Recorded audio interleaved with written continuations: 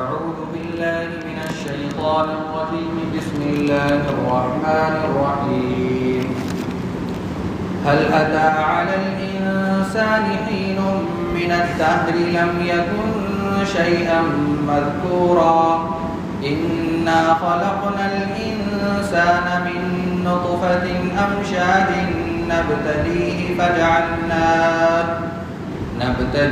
فجعلناه سميعا بصيرا إنا هديناه السبيل إما شاكرا وإما كفورا إنا أعتدنا للكافرين سلاسل وأغلالا وسعيرا إن الأبرار يشربون من كأس كان مزاجها كافورا عينا يشرب بها عباد الله يفجرونها تفجيرا يوفون بالنذر ويخافون يوما كان شره مستطيرا ويطعمون الطعام على حبه مسكينا ويتيما وأسيرا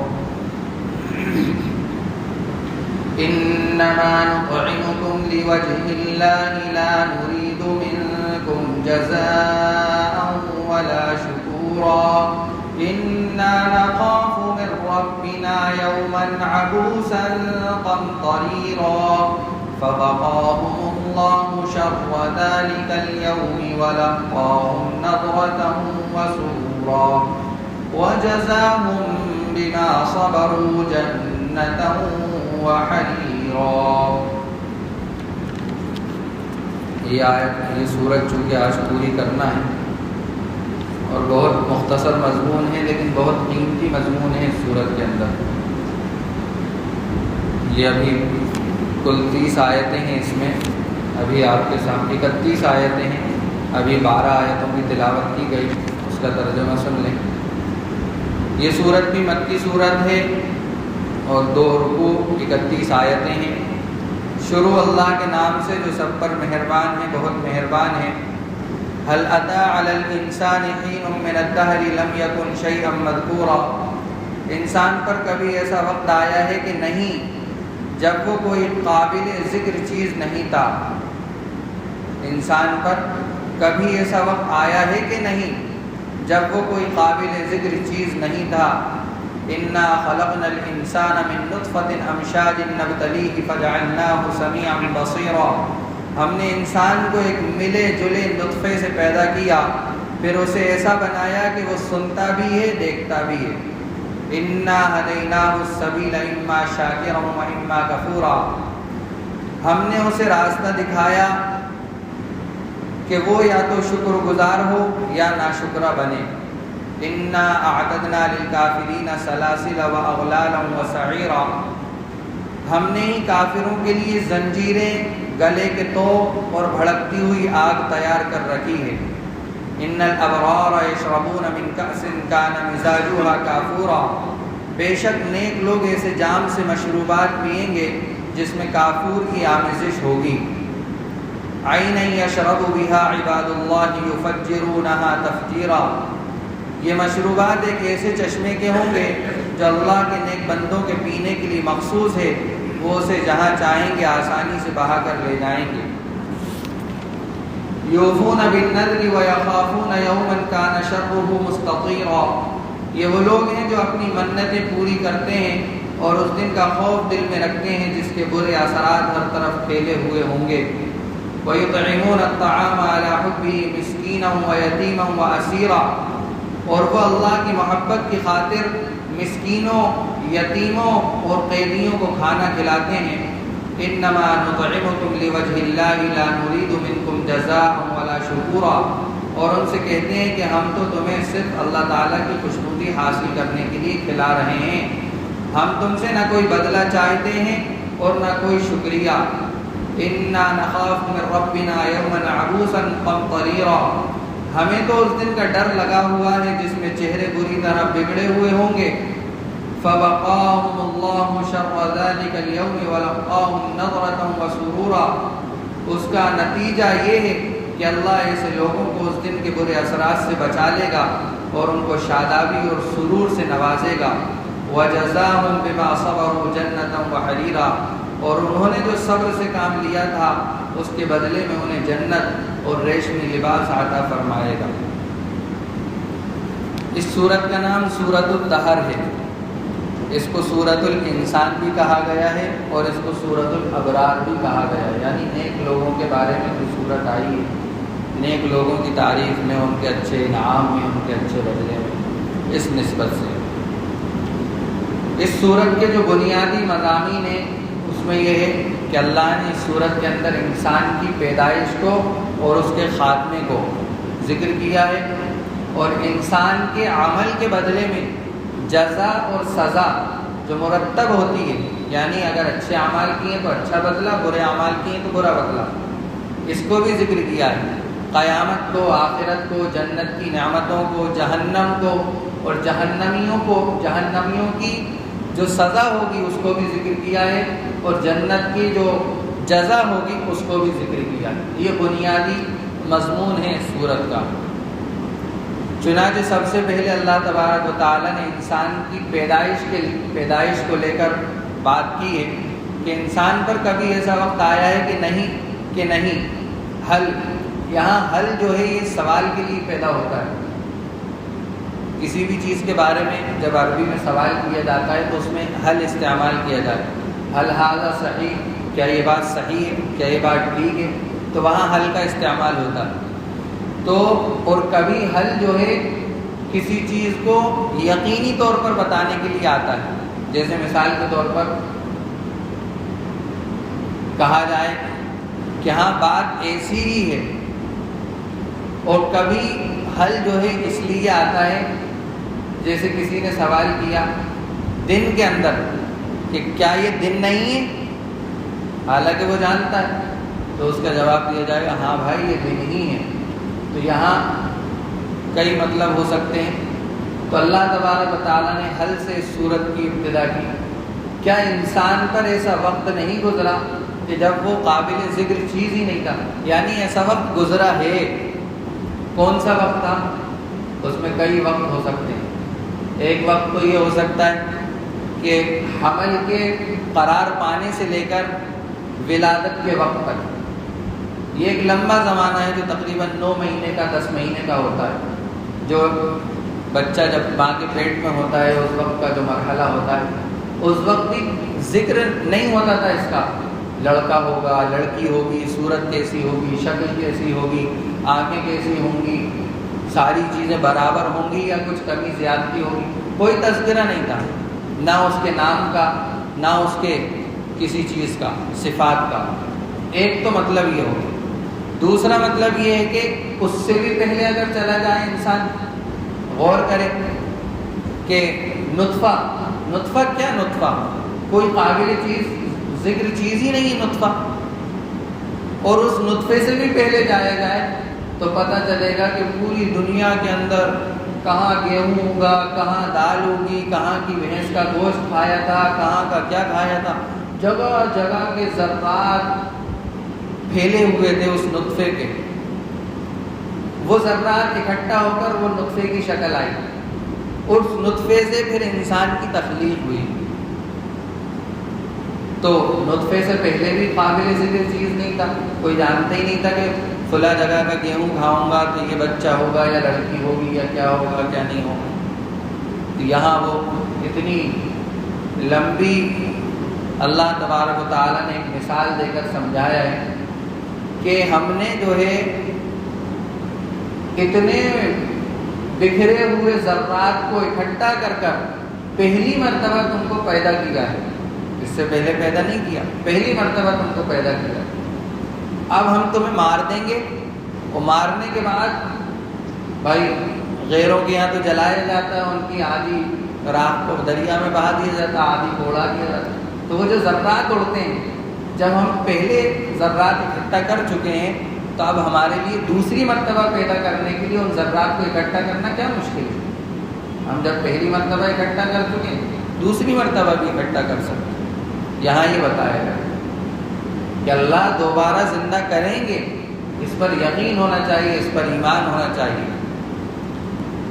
پھر آگے ارشاد فرمایا کہ ہم نے انسان کو ایک ملے جلے نطفے سے پیدا کیا، یعنی مرد اور عورت دونوں کے نطفے سے پیدا کیا، پھر اسے ایسا بنایا کہ وہ سنتا بھی ہے دیکھتا بھی ہے۔ یہاں ایک مثال دی گئی ہے، مطلب یہ ہے کہ ہم نے تمہیں عقل و شعور دیا، تم دیکھتے بھی ہو، صحیح بات دیکھتے ہو، صحیح سنتے ہو، اور ان دونوں کے درمیان فیصلہ بھی کرتے ہو کہ ہاں جو تم نے دیکھا ہے وہ صحیح دیکھا ہے یا غلط دیکھا ہے، جو تم نے سنا ہے وہ صحیح سنا ہے یا غلط سنا ہے۔ مطلب یہ ہے کہ تم عقل مند ہو۔ اب تمہیں اپنی عقل سے جو آگے ہم بتا رہے ہیں اس کے سلسلے میں خود فیصلہ کرنا ہے کہ ہم نے جو تمہیں پیدا کیا ہے وہ ایک امتحان کے لیے، آزمائش کے لیے پیدا کیا۔ ہم تمہارا امتحان لینا چاہتے ہیں۔ کس اعتبار سے؟ کہ ہم نے تمہیں پیدا کیا، عقل و شعور دی، دیکھنے اور سننے والا بنایا، اور مزید یہ کہ ہم نے تمہیں دونوں راستے دکھائے، جنت کا بھی جہنم کا بھی، اور یہ بتا دیا کہ یہ اس راستے پر چلو گے تو جنت تک پہنچ جاؤ گے، اس راستے پہ چلو گے تو جہنم تک پہنچو گے۔ اب یہ تمہارا اختیار ہے، آزمائش ہے کہ تم کس راستے پر چلتے ہو۔ اما شاکرہ، کیا تم شکر گزار بن کر جنت والے راستے پر چلتے ہو، اما کفورا، یا ناشکرے بن کر دوزخ والے راستے پر چلتے ہو۔ یہ تمہارا اختیار ہے۔ پھر آگے اللہ تبارک و تعالیٰ نے جو ناشکری کرے گا، انکار کرے گا، جہنم کے راستے پر چلے گا، اس کی سزا بتائی کہ انا اعتدنا للکافرین، کہ ناشکروں کے لیے، کافروں کے لیے زنجیریں ہیں، گلے کا توق ہے، بھڑکتی ہوئی آگ ہے۔ یہ ساری چیزیں ناشکروں کے لیے، انکار کرنے والوں کے لیے، کافروں کے لیے۔ اور پھر آگے اس کے بارے میں بتایا کہ جو صحیح راستے پر چلے گا، شکر گزاری کرے گا، اللہ کے احکامات کی پابندی کرے گا، اس کے لیے ہے کہ ان الابرار یشربون من کأس کان مزاجها کافورا، بے شک نیک لوگ ایسے جام سے مشروبات پئیں گے جس میں کافور کی آمیزش ہوگی۔ سب سے پہلے اللہ نے جنت کی پینے والی چیزوں کا تذکرہ کیا۔ میں جو سوچ رہا تھا آج اس تفسیر کو اور اس سورت کے سلسلے میں پڑھنے کے بارے میں، اور جہاں مفسرین نے یہ تذکرہ بھی کیا ہے کہ اللہ نے سب سے پہلے مشروبات سے جنت کی نعمتوں کا ذکر کیا، تو میرا ذہن یہ کہتا ہے، میرا دل و دماغ یہ کہتا ہے کہ انسان بہت کہیں جنگل بیابان میں ہو تو اس کو بھوک سے زیادہ پیاس کی شدت ہوتی ہے۔ بھوک تو آدمی برداشت کر سکتا، پیاس برداشت نہیں ہوتی، تو اللہ نے سب سے پہلے مشروبات کا ذکر کیا کہ ہم ایسی چیز پلائیں گے جو بہترین اعلیٰ قسم کی ہوگی، ایسے مشروبات سے پلائیں جس میں کافور کی آمیزش ہوگی۔ عرب لوگ جو ہے وہ اپنی شراب جب پیتے تھے تو اس میں کافور ملاتے تھے، تو اللہ نے اسی کافور کو بہت اعلیٰ قسم، جو جنت کا کافور ہوگا، جو ہماری سمجھ سے پرے ہے، ہم سوچ نہیں سکتے کہ وہ کیسا کافور ہوگا، کیا ہوگا، بس کافور ہوگا وہ، تاکہ اس شراب کے، جو پاکیزہ شراب ہوگی، اس شراب کے مزے کو اور بڑھا دے۔ اور وہ شراب ایسی نہیں ہوگی جو سر میں درد پیدا کر دے یا آدمی کو پاگل دیوانہ بنا دے، ایسی نہیں ہوگی، وہ شراب تو پاکیزہ ہوگی۔ عینا یشرب بها عباد اللہ یفجرونها تفجیرا، کہ یہ مشروبات ایک ایسے چشمے کے ہوں گے جو اللہ کے نیک بندوں کے پینے کے لیے مخصوص ہے، اور وہ جہاں چاہیں گے آسانی سے بہا کر لے جائیں گے۔ کتابوں میں، روایات کے اندر آیا کہ اللہ تعالیٰ جنتیوں کو ایک سونے کی چھڑی دیں گے، اس چھڑی کا کمال یہ ہوگا کہ اس چھڑی سے جس نہر کو جہاں لے جانا چاہیں جنتی اس جگہ لے جا سکیں گے، جہاں لے جانا چاہیں۔ یہ معجزات ہوں گے جنت میں۔ اللہ نے کیسی جنت بنائی ہے، لا عین رأت ولا اذن سمعت ولا خطر علی قلب بشر، نہ کسی آنکھ نے دیکھا، نہ کسی کان نے سنا، نہ کسی کے دل پر اس کا خیال گزرا، ایسی اعلیٰ قسم کی جنت ہوگی۔ یوفون بالنذر، یہ کیوں دیا جائے گا؟ یوفون بالنذر ویخافون یوما کان شرہ مستطیرا، یہ وہ لوگ ہیں جن کو یہ نعمتیں دی جا رہی ہیں، یہ وہ لوگ ہیں جو اپنی منتیں پوری کرتے ہیں۔ کون سی منتیں؟ جو منتیں ان کے اوپر واجب نہیں ہیں وہ منتیں پوری کرتے ہیں۔ تو پتہ یہ چلا کہ جو منتیں ان کے اوپر واجب نہیں ہیں، جو چیز ضروری نہیں ہے، یہ اس چیز کو اپنے اوپر ضروری سمجھ کے پورا کرتے ہیں. تو جب اللہ نے کسی چیز کو خود واجب کیا ہے، فرض کیا ہے، تو اس کو تو یہ بدرجہ اولا ادا کرتے ہیں.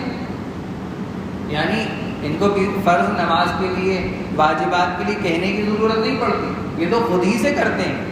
مزید یہ کہ اس کے اوپر یہ کہ بہت ساری چیزیں اپنے اوپر واجب کر لیتے ہیں. اس میں ایک مسئلہ ہے منت کے سلسلے میں، وہ بھی سن لیں، بیان کر دیتا ہوں کہ منت کے لیے 2 چیزوں کا ہونا شرط ہے.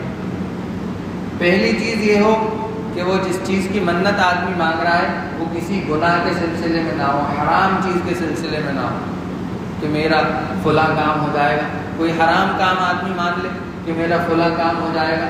وہ مثال کے طور پر نوجوانوں کے لیے، وہ لڑکی اگر مجھ سے پٹ گئی تو میں 2 دن کے روزے رکھوں گا. اگر وہ لڑکی مجھ سے سیٹ ہو گئی تو میں اعتکاف کروں گا. مثال دے کر سمجھا رہا ہوں. تو ایسی چیز کی منت نہ ہو.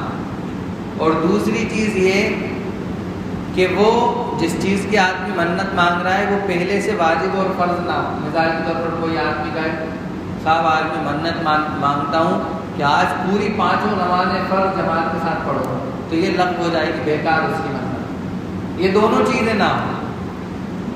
منت مانگنے کے لیے شرط ہو، یعنی حلال چیز ہو، جائز چیز ہو، اور دوسرے یہ کہ پہلے سے وہ چیز واجب اور فرض نہ ہو. یہ 2 چیزوں کا ہونا ضروری ہے. پھر آگے اللہ تبارک و تعالیٰ نے بہت خاص صفت ذکر کی ہے جو اس وقت ہم سب مسلمانوں کو بہت اہتمام کے ساتھ اس پر عمل کرنا چاہیے. اور الحمدللہ مسلمانوں نے 2 سال کا جو لاک ڈاؤن گزرا ہے اس کے اندر اس چیز کو بروئے-کار لے کر آئے، اس چیز کو پورا کیا ہے. لیکن اس وقت بھی بہت شدید ضرورت ہے کہ ہم اس صفت کے اوپر بہت کامل اتر جائیں. وہ کیا ہے؟ وَيُطْعِمُونَ الطَّعَامَ عَلَىٰ حُبِّهِ مِسْكِينًا وَيَتِيمًا وَأَسِيرًا، کہ وہ لوگ جن کو ایسی نعمتیں جنت میں دی جائیں گی، یہ شراب، یہ نہریں، یہ وہ ایسے ہیں کہ اللہ کی محبت کی خاطر مسکینوں کو، یتیموں کو اور قیدیوں کو کھانا کھلاتے ہیں بغیر کسی مذہب کی تفریق کے. مسکین چاہے غیر ہو، یتیم چاہے غیر ہو، قیدی چاہے غیر ہو. اب قیدیوں کی 2 شکلیں ہوں گی، یا تو قیدی ظالم ہوگا یا مظلوم ہوگا، جھوٹے الزام میں پھنسا دیا گیا ہوگا، یا واقعی اس نے کسی کا قتل کیا ہوگا، کسی کے ساتھ بدکاری کی ہوگی اس لیے گیا ہوگا. تو اگر وہ مظلوم ہے یعنی بغیر کسی گناہ کے جیل میں ڈال دیا گیا تو اس کے اوپر تو ہر حال میں اس کو کھانا کھلانا، اس کی مدد کرنا ضروری ہے. لیکن اگر ظالم ہے وہ قیدی تو بہت شدید جب ضرورت پیش آئے گی کھانے کے اعتبار سے تو تب اس کی مدد کی جائے گی. یہ مفتی شفیع صاحب رحمۃ اللہ علیہ نے معارف القرآن کے اندر اس کی وضاحت کی. تو اس وقت بہت ضروری ہے کہ ہم اس چیز پر توجہ دیں. اور پھر آگے وہ جو کھلانے والے ہیں وہ کیا کہتے ہیں؟ انما نطعمکم لوجہ اللہ، ہم تو تمہیں صرف اللہ کی خوشنودی حاصل کرنے کے لیے کھلا رہے ہیں. لا نرید منکم جزاء ولا شکورا، ہم تم سے نہ کوئی بدلہ چاہتے ہیں اور نہ کوئی شکریہ. لاک ڈاؤن میں یہی تو ہوا تھا بھائی، کسی نے پیسے لیے تھے روڈوں پہ، ہائی وے پہ جو کھانا بانٹ رہے تھے، پانی بانٹ رہے تھے، انہوں نے کسی سے کہا تھا کہ صاحب ہمارا شکریہ ادا کرو یا ہمیں اس کا بدلہ دو؟ نہیں، صرف اللہ کے لیے کھلایا تھا. تو ضروری ہے کہ ہم اس وقت بھی اس کی طرف توجہ دیں. پھر آگے فرمایا انا نخاف من ربنا یوما عبوسا قمطریرا، کہ ہمیں تو اس دن کا ڈر لگا ہوا ہے جس میں چہرے بری طرح بگڑے ہوئے ہوں گے. فوقاهم الله شر ذلك اليوم ولقاهم نضرة وسرورا، اس کا نتیجہ یہ ہے کہ اللہ ایسے لوگوں کو اس دن کے برے اثرات سے بچا لے گا اور ان کو شادابی اور سرور سے نوازے گا. وجزاهم بما صبروا جنة وحريرا، اور انہوں نے جو صبر سے کام لیا تھا اس کے بدلے میں انہیں جنت اور ریشمی لباس عطا فرمائے گا. پھر آگے فرمایا جنتیوں کو ہی ابھارنے کے لیے تاکہ ہمیں ہمارے اندر جنت کے حاصل کرنے کا شوق پیدا ہو. متکئین فیہا علی الارائک، ان باغوں میں آرام دہ اونچی نشستوں پر تکیہ لگائے بیٹھے ہوں گے. لا يرون فيها شمسا ولا زمهريرا، جہاں نہ وہ دھوپ کی تپش دیکھیں گے اور نہ کڑاکے کی سردی. ودانیۃ علیہم ظلالها وذللت قطوفها تذلیلا، اور حالت یہ ہوگی کہ ان باغوں کے سائے ان پر جھکے ہوئے ہوں گے اور ان کے پھل مکمل طور سے ان کے آگے رام کر دیے جائیں گے. لیٹا ہوگا جنتی آرام سے اپنے تختے کے اوپر، اور دل میں خیال آئے گا کہ کاش میں یہ سیب کھا لیتا. زبان سے ابھی کچھ نہیں کہا، صرف دل میں خیال آئے گا. تو وہاں جنت کے جو پھل ہوں گے، پیڑ ہوں گے، اس کی شاخیں ہوں گی، وہ خود بخود اس کی طرف جھکی چلی آئے گی، اور اتنی جھک جائے گی کہ وہ بغیر ہاتھ لگائے صرف منہ سے اس کو کاٹ کر کھا لے. منہ سے اس کو کاٹ کر کھا.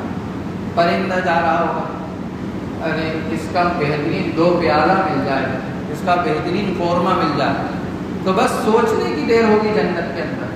کچھ زبان سے کچھ نہیں کہنا، سوچنا ہے صرف کہ یہ ہو جائے تو ہو جائے گا. وَيُطَافُ عَلَيْهِمْ بِآنِيَةٍ مِّن فِضَّةٍ وَأَكْوَابٍ كَانَتْ قَوَارِيرَ، اور ان کے سامنے چاندی کے برتن اور پیالے گردش میں لائے جائیں گے جو شیشے کے ہوں گے. پیالے چاندی کے ہوں گے اور شیشے کے ہوں گے. کیا مطلب؟ دنیا کی جو چاندی ہے اس میں آر پار نہیں دکھتا، اور جو شیشہ ہوتا ہے کانچ، اس کے اندر چاندی کی چمک نہیں ہوتی. لیکن جنت کے اندر جو وہ پیالے ہوں گے وہ ہوں گے چاندی کے، لیکن وہ شیشے کی طرح چمکیں گے، آر پار دکھائی دے گا کانچ کی طرح. کیا خوبصورت ہوگی وہ جنت اور وہ جنت کی چیزیں. قواریر من فضة قدروها تقدیرا، شیشے بھی چاندی کے جنہیں بھرنے والوں نے توازن کے ساتھ بھرا ہوا ہوگا کہ جب لے کے آیا جائے گا تو اتنا ہی آدمی پیے گا جتنا اس کے دل میں خواہش ہوگی. ایسا نہیں کہ بہت زیادہ بھر کے لے آئے تو اب وہ بچ گیا اس میں سے، یا اتنا کم بھر کے لے آئے کہ اور منگانے کی خواہش ہو گئی. تو اس انداز سے وہ بھرے جائیں گے کہ نہ اس میں سے بچے گا، نہ اس میں کمی محسوس ہوگی. اس انداز سے. دوسرا مطلب یہ ہے کہ اس انداز سے وہ بھر کر لائے جائیں گے کہ جب وہ لے کر آئے گا تو چلنے کی وجہ سے وہ پھینکے گا نہیں. اتنا توازن سے بھرا ہوگا کہ وہ جتنا بھرا جائے گا اتنا ہی رہے گا. ایسا نہیں کہ وہ جھلکتا ہوا لے کر آ رہے ہیں تو جھلک کے پھینک جائے جس طرح دنیا میں ہوتا ہے. عَيْنًا فِيهَا تُسَمَّى سَلْسَبِيلًا، اور وہاں ان کو ایسا جام پلایا جائے گا جس میں سونٹ ملا ہوا ہوگا. وَيُسْقَوْنَ فِيهَا كَأْسًا كَانَ مِزَاجُهَا زَنْجَبِيلًا، اور وہاں ان کو ایسا جام پلایا جائے گا جس میں سونٹ ملا ہوا ہوگا. یہ بھی اسی کی ہے قسم کافور کی. جس طرح کافور شراب کے مزے کو بڑھانے کے لیے ہوگا، اسی طرح سونٹ بھی. عَيْنًا فِيهَا تُسَمَّى سَلْسَبِيلًا، وہاں کے ایسے چشمے سے جس کا نام سلسبیل ہے. وَيَطُوفُ عَلَيْهِمْ وِلْدَانٌ مُخَلَّدُونَ، ان کے سامنے خدمت کے لیے ایسے لڑکے گردش میں ہوں گے جو ہمیشہ لڑکے ہی رہیں گے.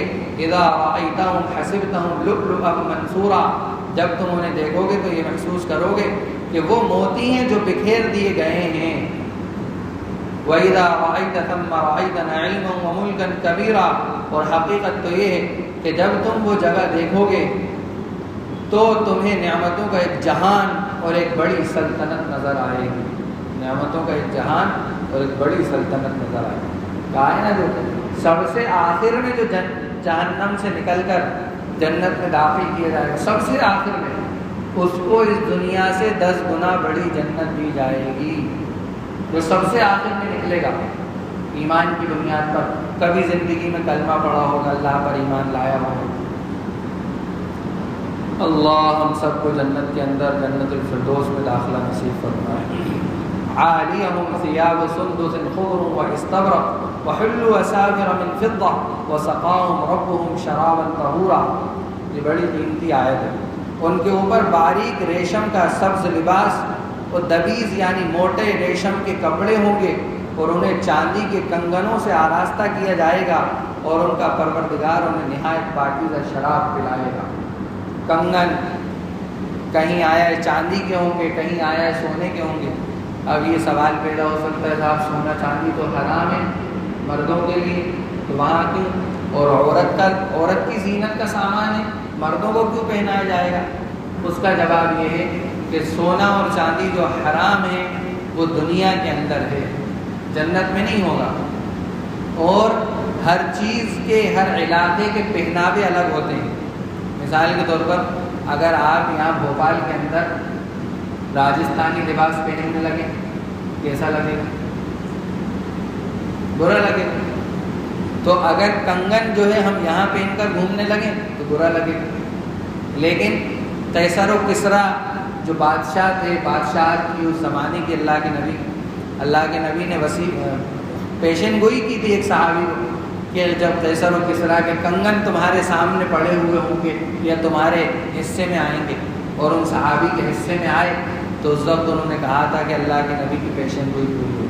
تو پتہ یہ چلا کہ وہاں بھی کچھ علاقوں کے اندر ہاتھوں میں کنگن اور زیورات پہنے جاتے تھے، تو جنت کے اندر بھی یہ چیز عیب معلوم نہیں ہوگی، بلکہ وہاں کا ایک لباس ہوگا، وہ ایک خوشنمائی اور خوبصورتی کے لیے وہ پہنایا جائے۔ ان ھذا کان لکم جزاء وکان سعیکم مشکورا، اور فرمائے گا اللہ تعالیٰ یہ ہے تمہارا انعام، اور تم نے دنیا میں جو محنت کی تھی اس کی پوری قدردانی کی گئی، اس کا پورا حق ادا کیا گیا۔ انا نحن نزلنا علیک القرآن تنزیلا، اے پیغمبر ہم نے ہی تم پر قرآن تھوڑا تھوڑا کر کے نازل کیا ہے۔